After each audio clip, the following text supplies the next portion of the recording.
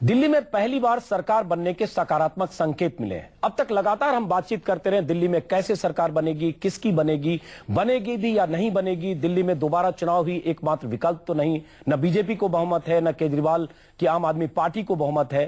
कांग्रेस केजरीवाल को समर्थन देने को तैयार है तो केजरीवाल को हाथ का साथ नहीं चाहिए। सरकार बनेगी या नहीं के बीच आज एक नया सस्पेंस जुड़ा।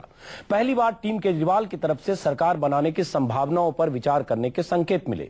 5 दिन में पहली बार आम आदमी पार्टी के नेता सरकार बनाने या न बनाने के सीधे सवाल के जवाब देने से बचते रहे।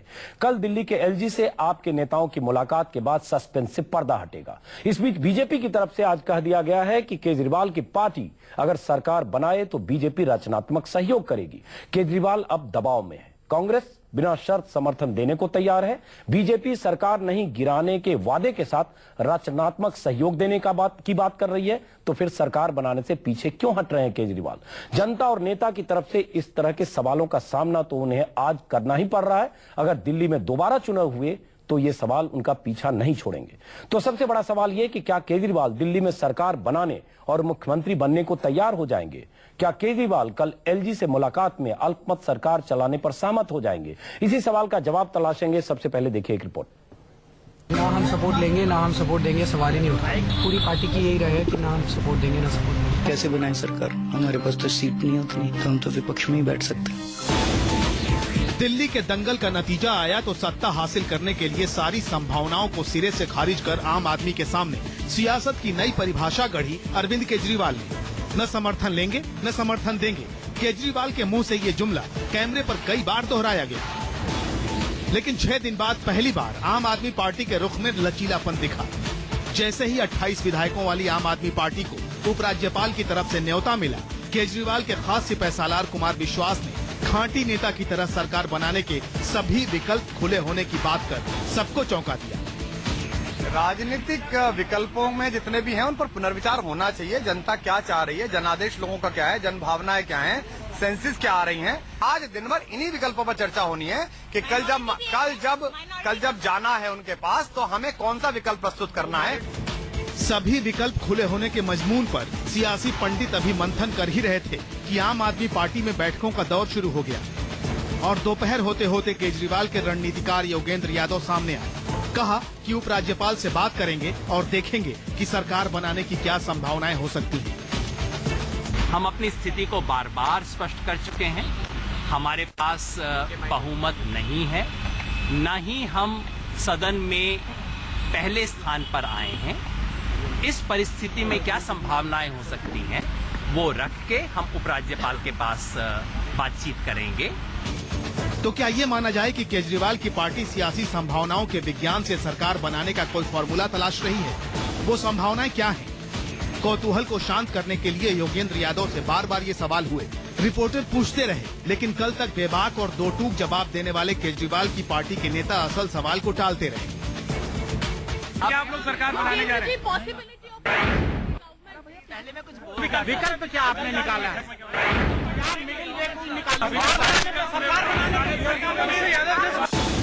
मतलब साफ है, आम आदमी पार्टी के खेमे में कोई खिचड़ी पक रही है। संवैधानिक नजरिए से देखें तो केजरीवाल के सामने सरकार बनाने के फिलहाल 3 विकल्प हैं।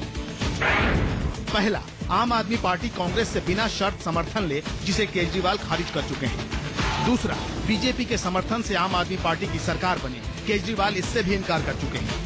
तीसरा और आखिरी विकल्प ये कि केजरीवाल दिल्ली में अल्पमत की सरकार बनाए और बीजेपी से ये समझौता हो जाए कि वो अविश्वास प्रस्ताव नहीं लाएगी। बहुमत साबित करते समय भी बीजेपी सदन से वॉकआउट कर जाए।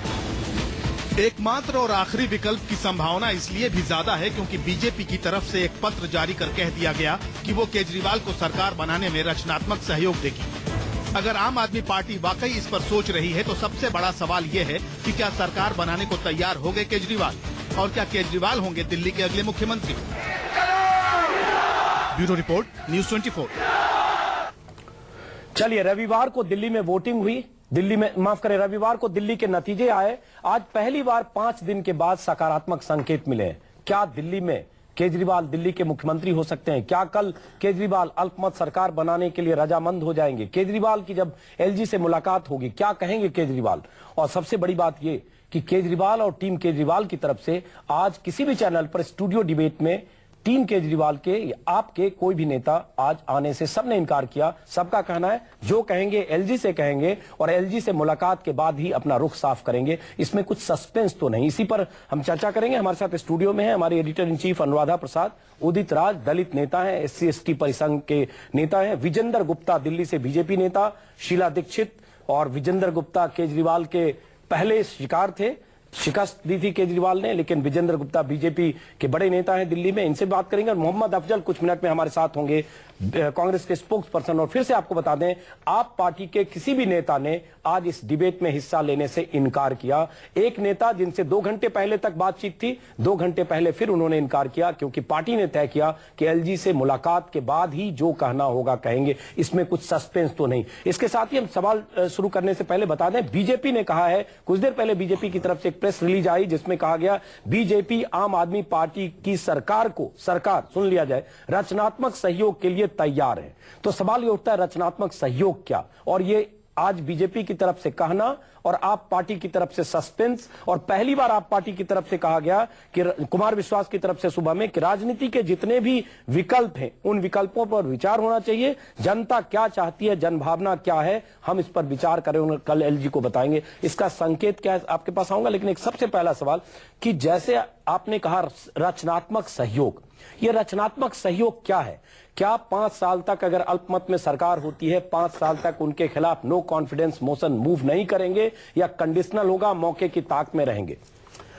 अजीत जी, पहले तो जहां से आपने शुरू किया था मैं उस पर अपनी थोड़ी प्रतिक्रिया करना चाहूंगा कि सुबह जब आज आम आदमी पार्टी के प्रवक्ता ने कहा कि सारे विकल्प खुले हैं और उसके बाद टीवी चैनल से गायब हो जाना, ये अलग प्रकार की राजनीति के संकेत नहीं देते, ये रूटीन राजनीति के संकेत देते हैं। दूसरा विषय जो आपने भारतीय जनता पार्टी की प्रेस रिलीज का हवाला दिया, देखिए सकारात्मक विपक्ष के रूप में सरकार को में अपनी भूमिका हम निभाएंगे।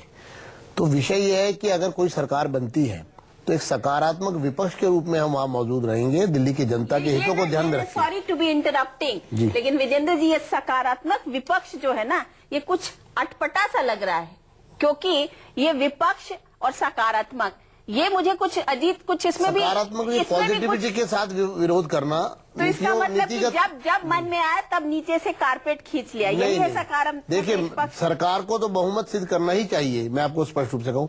तो सरकार सिद्ध कर पाएगी फिर तो ये तो उनको देखना है, क्योंकि उन्होंने गिरगिट की तरह रंग बदला है, अपने स्टेटमेंट बदले हैं, अपने व्यवहार को बदला है, करनी और कथनी में अंतर साफ रूप से नजर आया आज, और जिसका हमको पहले से ही आभास था। क्योंकि मैं अभी कुछ ज्यादा इसलिए नहीं कहूंगा क्योंकि अभी बहुत समय हमारे पास है बहुत कुछ कहने के लिए, इसलिए जल्दबाजी होगी कुछ भी कहना।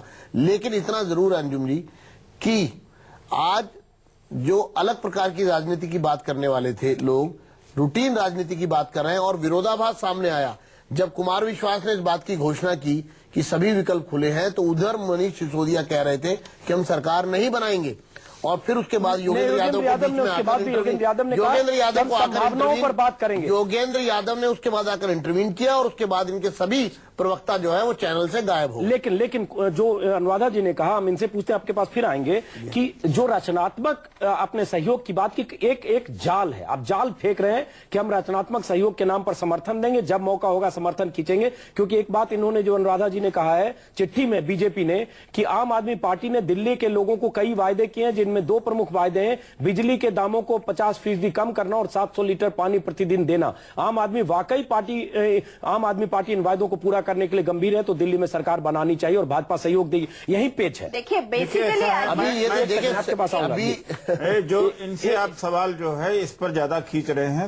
एक सेकंड आपके पास आ रहा हूँ, एक सेकंड जी। नहीं, मुझे ये लगता है कि बीजेपी जो है वो इनको फंसा रही है, आम आदमी पार्टी को फंसा रही है, जाल फेंक रही है। वो इसलिए ये सारे विकल्प खुले हैं, ये हमारा सेंटेंस है क्या? वो इसलिए हमारी प्रतिक्रिया है क्या? ये किसकी है? नहीं, लेकिन सकारात्मक सहयोग उसी विकल्प का फिलर लेकर आपने सकारात्मक सहयोग कहा। एक second Ajit, on a larger perspective, ये दोनों एंटी इनकम्बेंसी के वोट में अपनी तरफ खींचने की कोशिश में।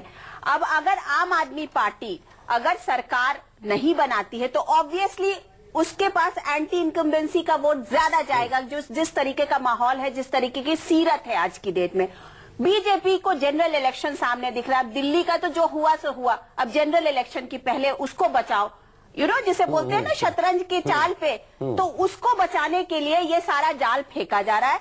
और इस चीज को ये समझ लीजिए कि दिल्ली जो है वो आम आदमी, बीजेपी दिल्ली में आम आदमी पार्टी को सरकार बनवा के वहां पर ताजपोशी पकड़ा के फिर उनसे मौके की ताक में रहेगी ताकि कहां एक्सपोज करें उनके वायदों के विसात पर, क्योंकि इसमें स्पेसिफिक इन्होंने लिखा है कि उन्होंने नैतिकता का पाठ पढ़ाया, आम आदमी ने वायदे किए, दुनिया भर के जो वायदे हैं जल्दबाजी में किए गए, लोक लुभावन वायदे हैं, इन्हें पूरा करना बस में नहीं है, पूरा करके दिखाएं, इस तरह की चुनौती। उदित राज, जो बीजेपी का ये रचनात्मक सहयोग की बात है और कांग्रेस का समर्थन ज्यादा खींच रहे हैं, आप इनको ज्यादा खींच रहे हैं, ये बात तो तब आई है जब बीजेपी ने बाद में किया है। आम आदमी पार्टी को मैं बधाई देता हूं, उनके नेता जो अरविंद केजरीवाल जी मेरे जूनियर ही थे, बहुत बहुत बधाई। लेकिन जब कांग्रेस ने पहले उनको कह दिया कि हम बिना शर्त के आपको समर्थन देते हैं, तो उसमें उनको सरकार बनाना चाहिए और अपने मैनिफेस्टो को लागू करना चाहिए। ये लोकसभा के चुनाव तक रुके रहना चाहते हैं ताकि वो भी वोट मिल जाए, ये भी वोट मिल जाए। इनको ये साबित करना चाहिए कि ये सरकार बना के कि आधे दाम पर बिजली प्रोवाइड करेंगे। फिर सफाई कर्मचारियों का जो सबसे ज्यादा वोट इनको मिला है वो इस बात के लिए मिला है कि वो जो ये वजीदार हैं, जो टेम्परेरी एम्प्लॉयज हैं, उनको परमानेंट करें चल करके। 700 लीटर वाला तो पानी है ही है, अनियमित कॉलोनियों को नियमित करें, लाइट स्ट्रीट लाइट का प्रबंध करें। नहीं, मैं ये कहना चाहता हूं कि इससे बढ़िया क्या मौका है। मैं अतीत में जाना चाहता हूँ। 89 में बीपी सिंह जी को 145 सीटें मिली थी और राजीव गांधी को मिली थी 194। राजीव गांधी सरकार इसलिए नहीं बनाया क्योंकि मॉरली बीपी सिंह को बनाना ठीक लगा, क्योंकि मतलब बहुत बड़ा लेकिन उस समय नहीं, आप बोलने दीजिए, कैसे नहीं है।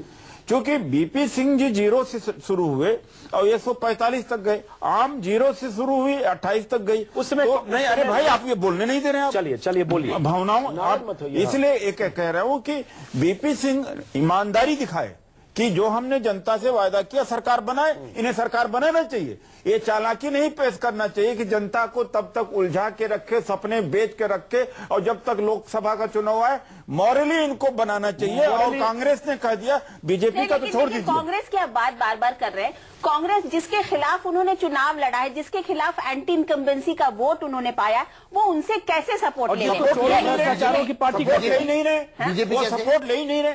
वो जब कांग्रेस ये कह रही सपोर्ट नहीं है ना, बिना अनकंडीशन, तो आप जनता का भला चाहते हैं। एक minute, at the end of the day politics is done for the people. मैं इनसे कहता हूं कि at the end of the day सब कुछ में जब जनता, आपको पूरा माहौल मिला जनता की सेवा करने के लिए, तो क्यों नहीं कर रहे? आपका जनता की सेवा क्यों नहीं कर रहे हैं? ये अगर ये सवाल पर नहीं आप लोग आते हैं, उलझाते क्यों टेक्निकल? अगर आप पार्टी के नेता होते तो आपका सवाल नहीं, तो मैं देश के सामने तो देश के सामने रख रहे हैं, वो चाहे रहे या न रहे। बिल्कुल।